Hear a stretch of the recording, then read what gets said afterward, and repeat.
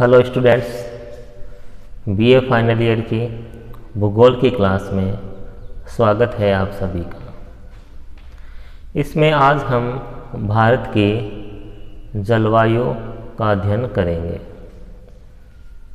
जलवायु,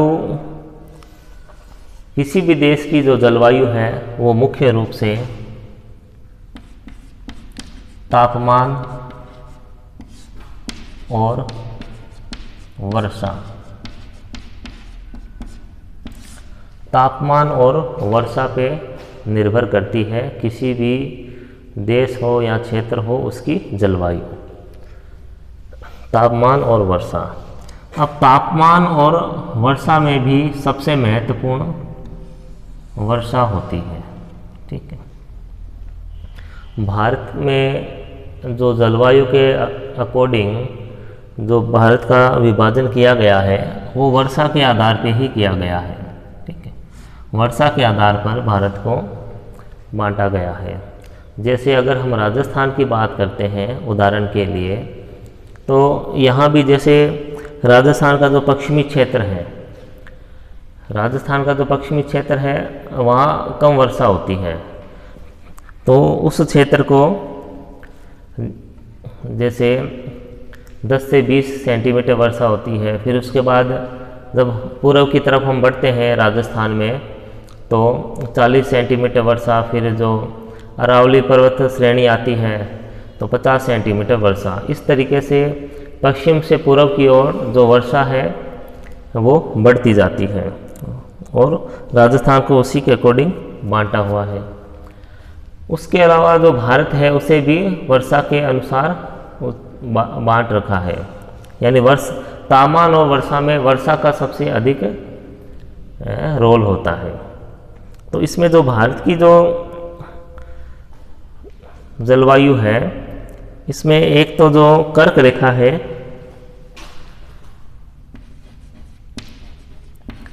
कर्क रेखा। अब जो कर्क रेखा है ये भारत को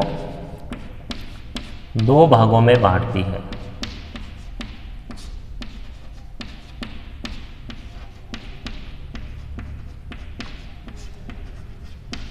ठीक है, कर्क रेखा है ये भारत को दो समान भागों में बांटती है। ठीक है, अब जो इसका जो उत्तरी भाग है, कर्क रेखा को दो भागों में बांट दिया। अब जो उत्तरी भाग है ये शीतोष्ण कटिबंध कहलाता है।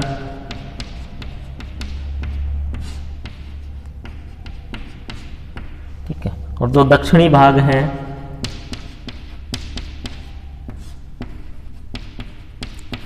यह उष्ण कटिबंध कहलाता है। ठीक है, उष्ण कटिबंध कहलाता है क्योंकि कर्क रेखा है भारत को दो समान भागों में बांटती है।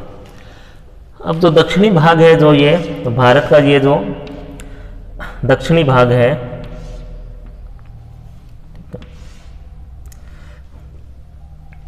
ठीक है, तो यह विषुवत रेखा के ये अधिक पास में पड़ता है, विषुवत रेखा। ठीक है, अब विषुवत रेखा जो कि 0 डिग्री रेखा होती है, यहाँ से जो कर्क रेखा है जो 23.1/2 डिग्री या 23 डिग्री 30 मिनट जो रेखा होती है, यहाँ तक का जो क्षेत्र है ये उष्ण कटिबंध में आता है। उष्ण कटिबंध, क्योंकि सभी को आपको पता होगा कि जो सूर्य है विषुवत रेखा पर सीधा चमकता है सूर्य। तो यहाँ विषुवत रेखा और इसके पास के जो क्षेत्र है वहाँ पे गर्मी अधिक होती है। ठीक है, इस वजह से ये जो क्षेत्र है दक्षिण भारत का, ठीक है, ये अधिक गर्म होता है, उष्ण होता है। अब जैसे जैसे जब उत्तर की तरफ हम बढ़ते हैं तो सूर्य की जो किरणें हैं वो तिरछी होती है। सूर्य की किरणें तिरछी होने से जो उत्तरी भाग है वहाँ गर्मी कम होती है और ठंड अधिक रहती है वहाँ पे। ठीक है, ये प्रभाव पड़ता है है ना। उसके अलावा भारत के उत्तरी भाग में जो हिमालय पर्वत है उसका भी महत्वपूर्ण भाग है। तो हिमालय पर्वत क्या करता है, जो साइबेरिया से या उत्तर से आने वाली जो हवाएं हैं, जो साइबेरिया से ठंडी हवाएं आती है उन्हें रोकता है, और भारत का जो उत्तरी क्षेत्र है उसे अत्यधिक ठंडा होने से बचाता है हिमालय, और मध्य एशिया से अलग भी करता है भारत को। ठीक है। तो भारत की जो जलवायु है, ये भारत की जलवायु को उष्ण कटिबंधीय मानसूनी जलवायु कहते हैं। उष्ण कटिबंधीय मानसून जलवायु कहते हैं। अब ये मानसून है, दक्षिण में जो हिंद महासागर है, हिंद महासागर, अब यहाँ से मानसूनी हवाएं आती है दक्षिणी पक्ष, ये दक्षिणी पश्चिमी मानसून। ठीक है। इस दिशा से जो हवाएं आती हैं, मानसूनी हवाएं आती हैं, तो मानसून का भी बहुत बड़ा रोल है भारत में। ठीक है। अभी जो समय चल रहा है भारत में वो मानसून का ही समय है। कुछ क्षेत्रों में अत्यधिक वर्षा हो रही है और कुछ क्षेत्रों में बहुत ही कम वर्षा हो रही है। ठीक है। तो ये भारत की जलवायु थी। अब जो भारत की जलवायु को प्रभावित करने वाले कारक हैं, हम उन्हें पढ़ेंगे सबसे पहले। ठीक है। तो जलवायु को प्रभावित करने वाले कारक में सबसे पहले हैं ये स्थिति, यानी भारत की स्थिति कैसे है। फिर नेक्स्ट है समुद्र से दूरी, उसके पश्चात है उत्तर पर्वत श्रेणियाँ, फिर नेक्स्ट है स्थलाकृति, और सबसे अंत में है मानसून पवने। तो सबसे पहले हम बात करेंगे स्थिति की। भारत की जो स्थिति है उसकी हम बात करेंगे। अब इसमें स्थिति और अक्षांशीय विस्तार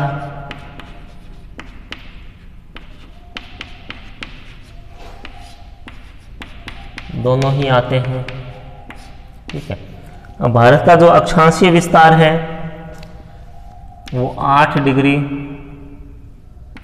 4 मिनट से 37 डिग्री 6 मिनट उत्तरी अक्षांश है। ठीक है। तो ये भारत का अक्षांश है, 8 डिग्री 4 मिनट से 37 डिग्री 6 मिनट उत्तरी अक्षांश। ठीक है। अक्षांशीय विस्तार, उसके अलावा जो कर्कवृत्त है, जो अभी आपको बताया था कर्कवृत्त है, ठीक है, 23 से 1/2 डिग्री। ठीक है। अब ये भी भारत को 2 समान भागों में बांटती है कर्क रेखा। ठीक है। उत्तरी भाग को शीतोष्ण कटिबंधीय भाग कहते हैं, और जो दक्षिणी भाग है उसे उष्ण कटिबंधीय भाग कहते हैं। और जो दक्षिण का जो भाग है भारत का, वो हमेशा वहाँ उच्च तापमान रहता है, और जबकि उत्तर में तापमान कम होता है, बल्कि ऋतु परिवर्तन होता है। दक्षिण में जो तापमान है वो लगभग एक सा ही रहता है, ज़्यादा फर्क नहीं होता वहाँ तापमान में। ठीक है। इसका कारण, जो नेक्स्ट पॉइंट है वो इसका कारण है कि जो दक्षिण है, दक्षिण में तापमान एक सा क्यों रहता है। ठीक है। अगला बिंदु है समुद्र से दूरी। अब भारत के दक्षिण में हिंद महासागर, बंगाल की खाड़ी और अरब सागर स्थित है। जो दक्षिण का जो भाग है वो चारों तरफ से जल से घिरा हुआ भाग है, इसलिए इसे प्रायद्वीपीय भारत कहते हैं। प्रायद्वीप यानी तीन ओर से घिरा हुआ जलीय भाग, जो स्थल भाग होता है जो तीन ओर से जल से घिरा होता है, उसे प्रायद्वीप कहते हैं। तो ये क्षेत्र समुद्र तट के अधिक नज़दीक है। जो भाग समुद्र के जितना अधिक नज़दीक होता है वहाँ पे जो जलवायु है वो उतनी ही सम होती है। ठीक है, यहाँ जलवायु क्या है? सम है, सम जलवायु। सम जलवायु यानी समान जलवायु, यानी किसी भी तरह का कोई यहाँ पे परिवर्तन नहीं होता है जलवायु में, एक समान जलवायु रहती है। इसके विपरीत जब भारत के आंतरिक भाग में जब हम जाते हैं तो वहाँ पे तापमान में अंतर आता है।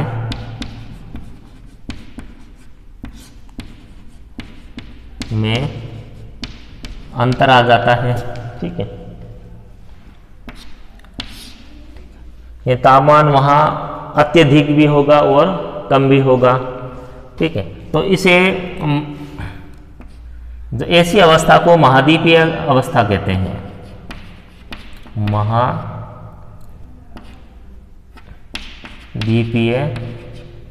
अवस्था। ठीक है, क्योंकि भारत के जब आंतरिक क्षेत्रों में या राज्यों में हम जाते हैं तो जो समुद्र का समकारी प्रभाव है वो कम होता जाता है और भारत के आंतरिक भागों में जो तापमान है वो अधिक हो जाता है।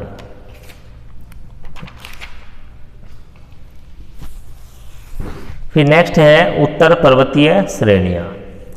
उत्तर पर्वत श्रेणियों में हम बात करेंगे, जैसे उत्तर पर्वत श्रेणियाँ हैं, इसमें एक तो हिमालय पर्वत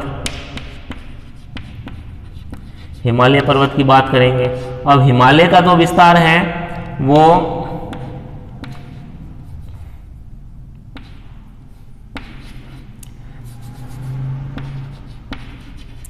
जम्मू कश्मीर से अरुणाचल तक है।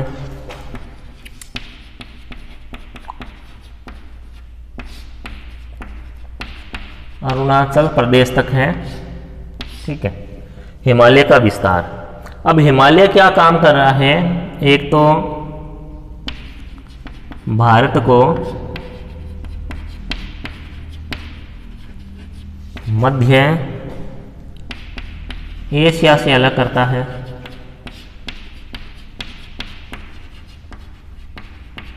ठीक है, भारत को मध्य एशिया से अलग करता है। और दूसरा है मानसूनी पवनों को रोकता है। ठीक है, तो हिमालय के दो काम हो गए। एक तो भारत को मध्य एशिया से अलग करता है। मध्य एशिया से अलग करने का अर्थ है कि जो साइबेरिया है या जो मध्य एशिया से आने वाली जो ठंडी हवाएं हैं वो भारत में प्रवेश नहीं कर पाती है, जिससे भारत का उत्तरी जो भाग है वो ठंडा नहीं हो पाता है। उसके अलावा जो मानसून पवनें हैं, जो दक्षिणी पश्चिमी मानसून जो आता है, तो वो जो हवाएं जब हिमालय से टकराती है तो वो वहीं पे रुक जाती है और अत्यधिक वर्षा वहाँ पे होती है।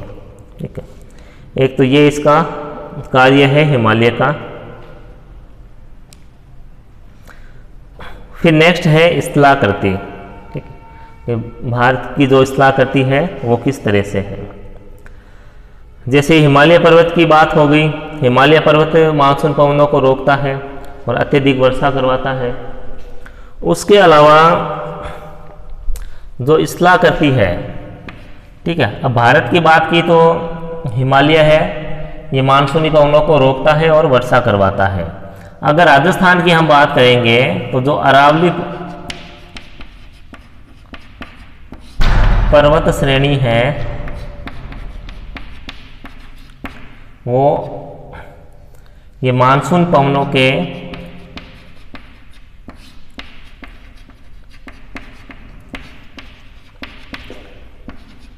समानांतर है,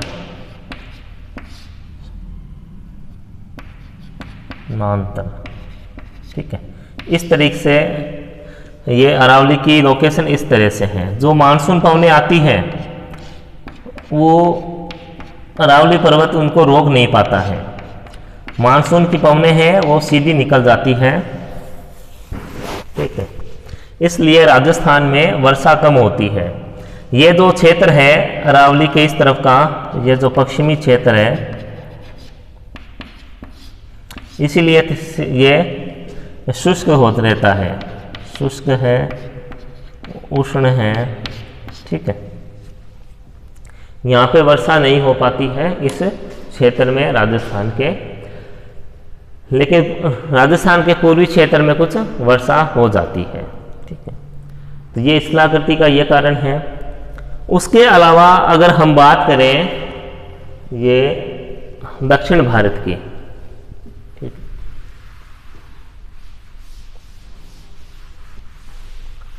दक्षिण भारत में जो पश्चिमी घाट है, पश्चिमी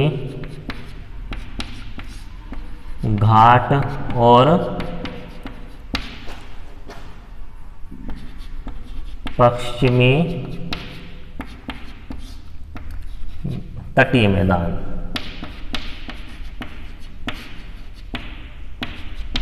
ठीक है। अगर इनकी बात करते हैं तो जो पश्चिमी घाट है, जो भारत की जो लोकेशन है, यहाँ जो ये पश्चिमी घाट है, तो जो मानसून की पवनें जो आ रही है ये इस पश्चिमी घाट से टकराती है और यहीं पर ही वर्षा कर देती है, ठीक है। इस क्षेत्र में तो वर्षा हो जाती है, मगर ये जो पूर्वी क्षेत्र है इस तरफ का, ठीक है, यहाँ वर्षा नहीं होती, वर्षा नहीं होती, ठीक है। यहाँ बहुत ही कम वर्षा होती है इस क्षेत्र में, तो ये भाग भी शुष्क रह जाता है, ठीक है। और जबकि इस तरफ है जो पर्वत श्रृंखलाएं होने की वजह से मानसूनी पवनें रुकती है और यहाँ खूब सारी वर्षा कर देती है, और जबकि इसके पूर्वी क्षेत्र में वर्षा नहीं हो पाती है, ठीक है। ये भी एक स्थलाकृतियाँ है। स्थलाकृतियाँ के कारण बहुत से परिवर्तन हो जाते हैं, ठीक है। फिर नेक्स्ट है मानसून पवनें। अब जो मानसून पवनें हैं, ठीक है,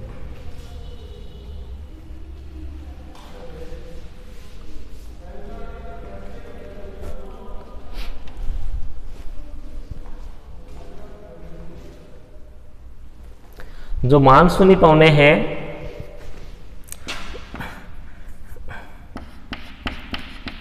हिंद महासागर, हिंद महासागर से मानसूनी पवनें हैं ये भारत में प्रवेश करती है। लेकिन जो मानसूनी पवनें हैं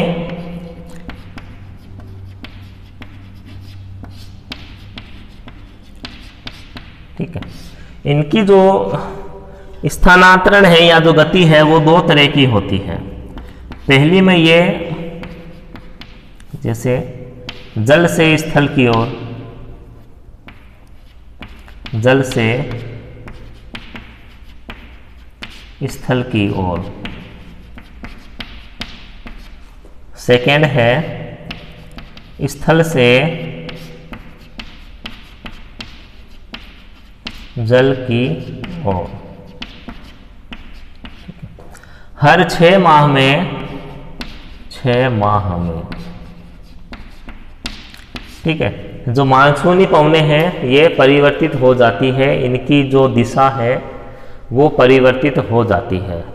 6 महीने तो ये जल से स्थल की ओर चलती है और 6 महीने ये स्थल से 6 महीने जल से स्थल की ओर और 6 महीने स्थल से जल की ओर ये चलती है। लेकिन जब मानसून पवनें जल से स्थल की ओर जब चलती है तो अपने साथ जल भी लेके आती है और बहुत अधिक वर्षा होती है भारत में, ठीक है, जून से सितंबर के बीच में, ठीक है। मानसून का महीना रहता है जून से सितंबर। इस दौरान खूब वर्षा होती है यहाँ। उसके बाद जो मानसूनी पवनें हैं स्थल से जल की ओर जब प्रवाहित होती है तो उतनी अधिक वर्षा नहीं होती है भारत में, ठीक है, क्योंकि ये स्थल से जल की ओर चल रही है। हालांकि वर्षा होती है तो वो को कर्नाटक में होती है, कर्नाटक राज्य में, ठीक है, कर्नाटक और तमिलनाडु,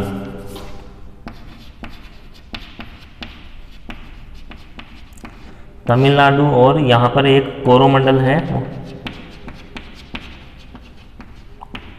ठीक है, यहाँ पे वर्षा होती है। और तमिलनाडु राज्य भारत का ऐसा राज्य है जहाँ पे वर्षा शीतकाल में होती है। और जो स्थल से जल की और जो मानसून की बात कर रहे हैं हम, इसे लौटता हुआ मानसून भी कहते हैं। और लौटते हुए मानसून से जो वर्षा होती है वो तमिलनाडु और यही तमिलनाडु के पास ही कोरोमंडल है, यहाँ पे वर्षा होती है, ठीक है। तो ये मानसूनी पवने हैं, ठीक है। वर्ष में मतलब 6 महीने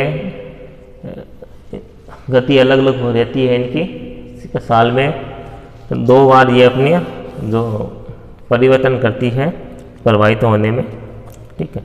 तो ये भारत की जो जलवायु को प्रभावित करने वाले कुछ कारक थे, ठीक है। तो आज के लिए इतना ही, तब तक घर पे रहें, स्वस्थ रहें, धन्यवाद।